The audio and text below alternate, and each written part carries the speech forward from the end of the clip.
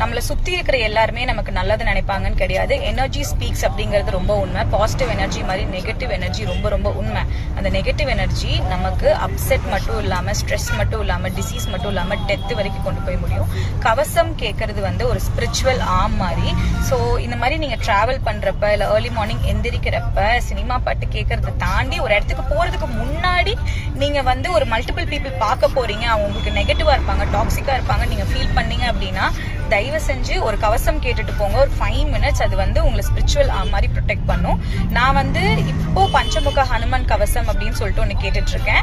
கந்த சஷ்டி கவசம், இது எது வேணாலும் நீங்க கேட்கலாம், ரொம்ப பவர்ஃபுல்லா இருக்கும். நான் இது ஸ்பெசிஃபிக்கா வந்து நான் சொல்றது என்னன்னா, இப்போ ஒரு ஹாஃப் ஹியூமன் ஹாஃப் அனிமல் பாடி இருக்கிற கடவுள்கள் எல்லாருமே வந்து ஃபாஸ்டா ரெஸ்பாண்ட் பண்ணுவாங்க அப்படின்னு சொல்லுவாங்க. அண்ட் ஹனுமன் வந்து ஒரு சப்த சிரஞ்சீவிகள்ல ஒருத்தர். அவர் வந்து உங்களுக்கு சீக்கிரமா ரெஸ்பாண்ட் பண்ணுவாரு. ஸோ நீங்க இதை யோசிக்கிறப்ப, நீங்க வந்து கேட்கறப்ப, நீங்க வந்து உங்களை சுத்தி ஒரு ஒயிட் லைட் வந்து இருக்கிற மாதிரி, உங்களை ப்ரொடெக்ட் பண்ற மாதிரி ஒரு ஷீல்டு மாதிரி யோசிச்சுக்கோங்க. கண்டிப்பா இது ஒர்க் ஆகும். ட்ரை பண்ணி பாருங்க. सुताय अंगुष्ठाभ्यां नमः। ओम रुद्रमूर्तये तर्जनीभ्यां नमः। ओम वायुपुत्राय मध्यमाभ्यां नमः। ओम अग्निगर्भाय अनामिकाभ्यां। ओम अग्निसुताय अंगुष्ठाभ्यां नमः। ओम रुद्रमूर्तये तर्जनीभ्यां नमः।